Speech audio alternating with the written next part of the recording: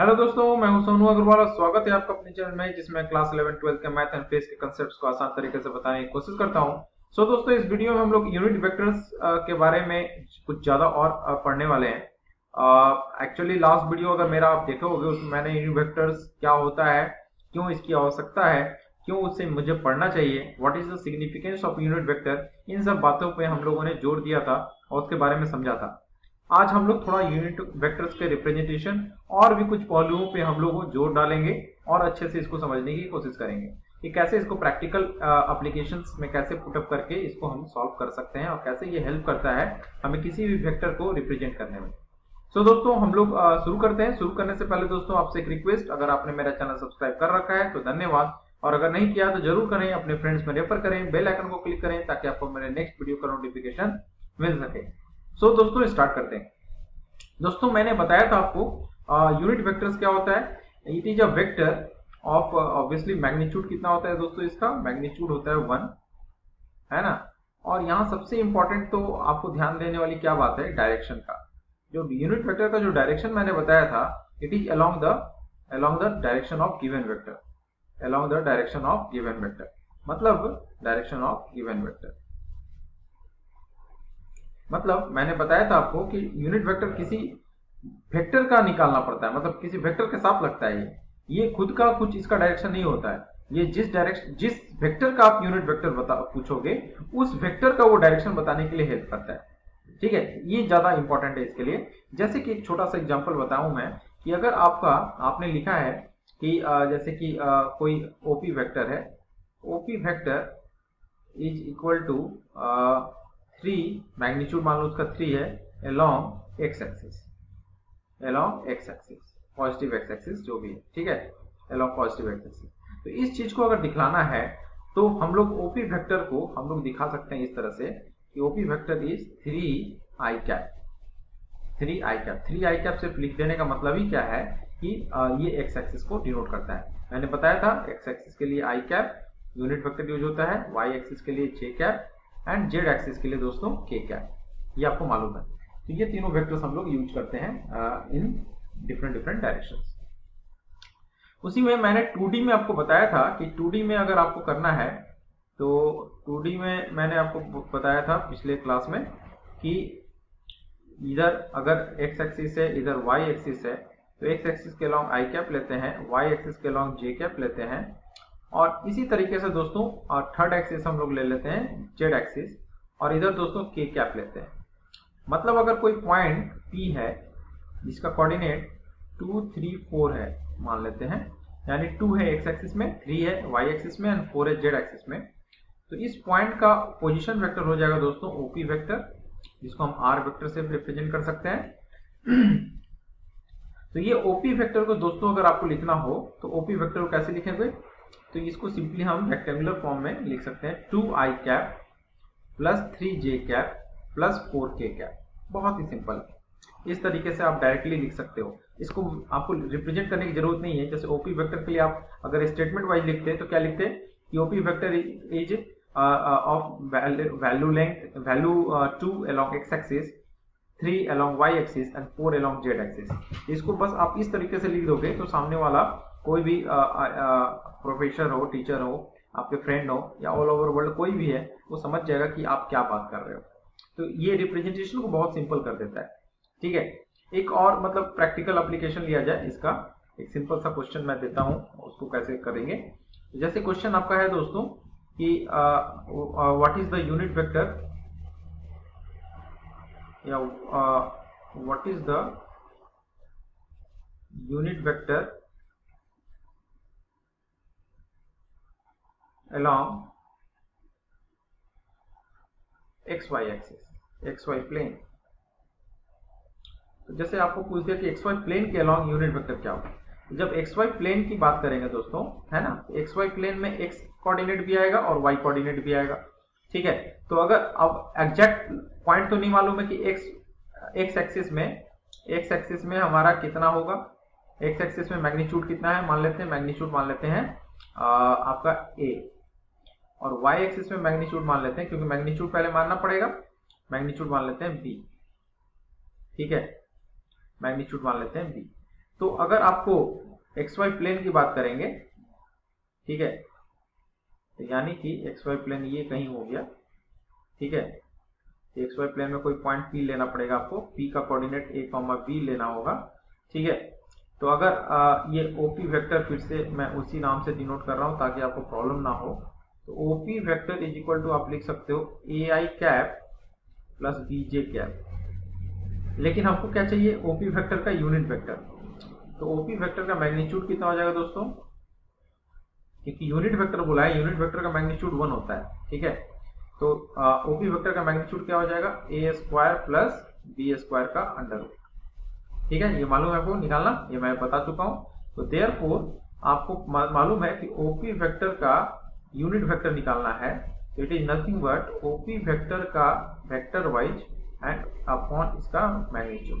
ये कर देते हैं तो हमारा यूनिट वेक्टर निकलता है, यानी AI cap plus BJ cap upon under root a square plus b square. ये तरीका हुआ यूनिट वेक्टर किसी भी वेक्टर का निकालने का। किसी वेक्टर का यूनिट वेक्टर निकालना है तो आप क्या करो, वो वेक्टर को उसी के मैग्नीट्यूड से डिवाइड करो, ठीक है।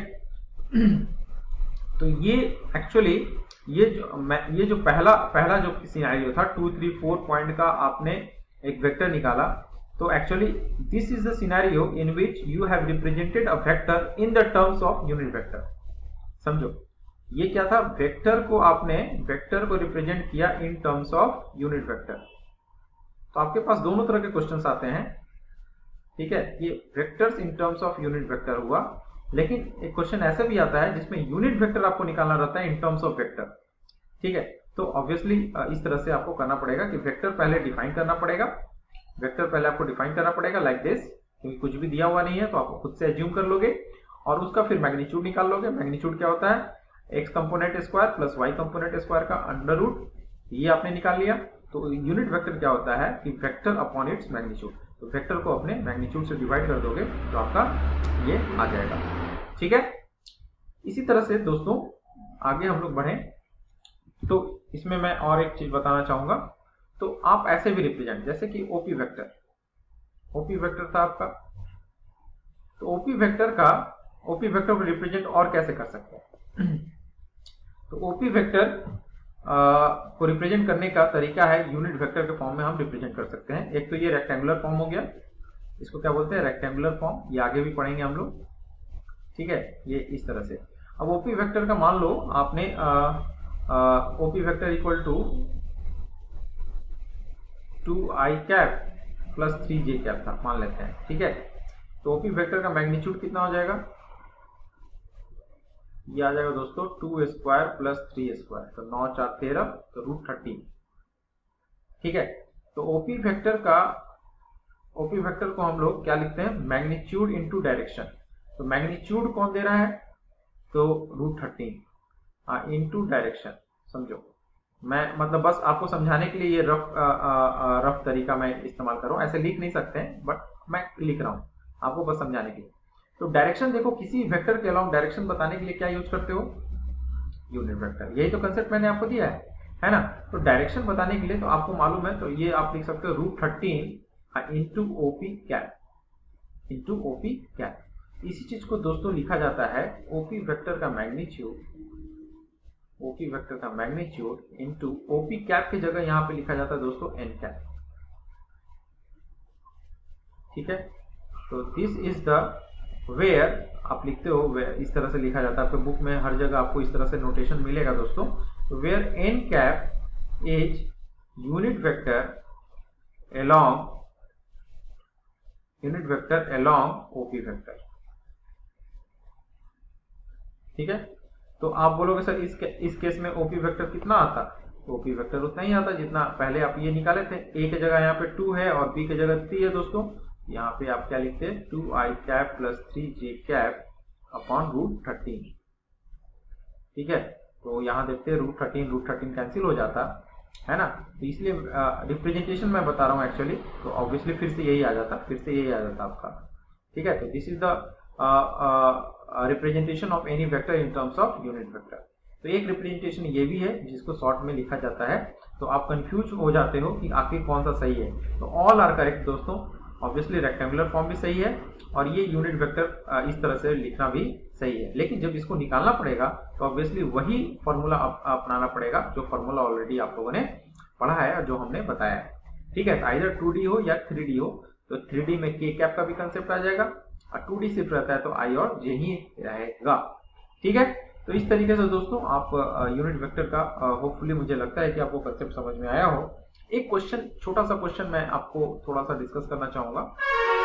जैसे कि आपको एक क्वेश्चन जैसे मैं इस तरह से देता हूं, ठीक है, तो जैसे कि आपको बताया जाएगा कि force F1 is applied along northeast direction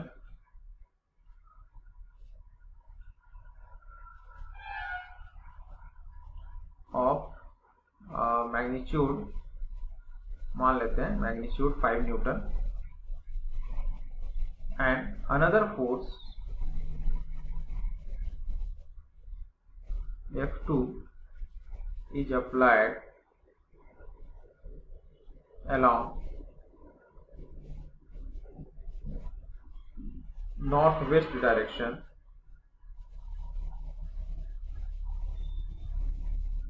of magnitude मान लो 7 न्यूटन।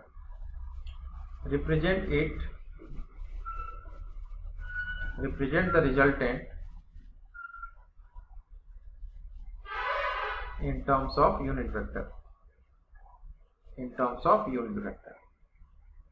मान लो। ठीक है, ऐसे ये देखो, अब इस तरह से क्वेश्चन अगर देता है तो एक्चुअली क्वेश्चन ये इस तरह का क्वेश्चन ऑलरेडी आप लोग सॉल्व कर चुके हो। ठीक है, इस तरह के क्वेश्चंस को आप लोग ऑलरेडी मतलब सॉल्व करना जानते हो या सॉल्व कर चुके हो। ठीक है, बट इस तरह का क्वेश्चन दे दिया तो आप सोचोगे, कंफ्यूज हो जाओगे, है ना, आप कंफ्यूज हो जाओगे। ऐसे क्वेश्चन को आपको सिर्फ क्या करना है, आप देखो ईस्ट वेस्ट नॉर्थ साउथ को आपको सिर्फ क्या करना है, आपको एक्सिस में ले लेना है, X axis and Y axis. ये ईस्ट होता है दोस्तों, ये वेस्ट होता है, ये नॉर्थ होता है और ये साउथ होता है। जब भी ईस्ट वेस्ट बोल दिया, सॉरी नॉर्थ वेस्ट बोल दिया, नॉर्थ ईस्ट बोल दिया, it means that it is the vectors are making 45 degree with the northeast axis, north and east direction. In the similar manner ये भी आपका नॉर्थ वेस्ट बोल रहा है तो ये भी 45 डिग्री बनाएगा। कितना बनाएगा दोस्तों? 45 बनाएगा।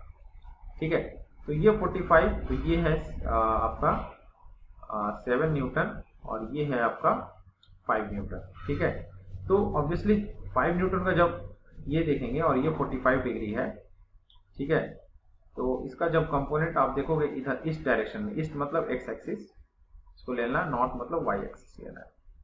ठीक है, तो आप इसका अगर इधर लेना है तो आई कैप के साथ क्या आएगा, ये 45 डिग्री रहेगा, तो आप देखो ये 90 डिग्री है।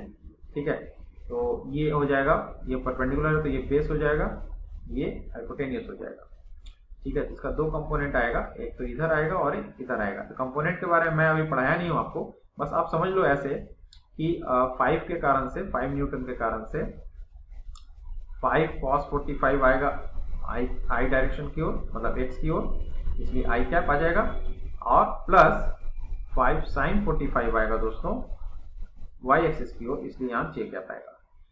उसी तरह 7 न्यूटन के लिए दोस्तों 7 भी 45, यानी 7 cos 45 आएगा माइनस आई की तरफ, अब प्लस 7 sin 45 आएगा प्लस जे की तरफ। ठीक है, अब इन दोनों के रिजल्टेंट जब निकालने की बात आएगी तो ऑब्वियसली फिर दोनों ऐड होंगे। ठीक है, तो एक्स वाला एक्स के साथ और वाई वाला वाई के साथ आप ऐड कर सकते हो।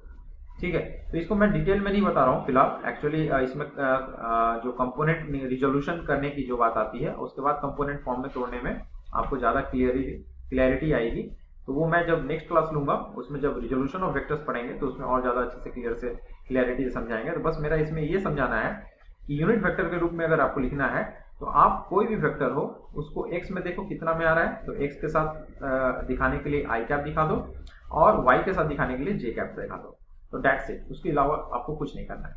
ठीक है, सो इस वीडियो में यहीं तक, इसके आगे के टॉपिक्स हम लोग नेक्स्ट वीडियो में कवर करेंगे। Till then thank you, have a nice day, do subscribe my channel, refer to your friends, bell icon को क्लिक करें ताकि आपको मेरे नेक्स्ट वीडियो का नोटिफिकेशन मिल सके। Thank you.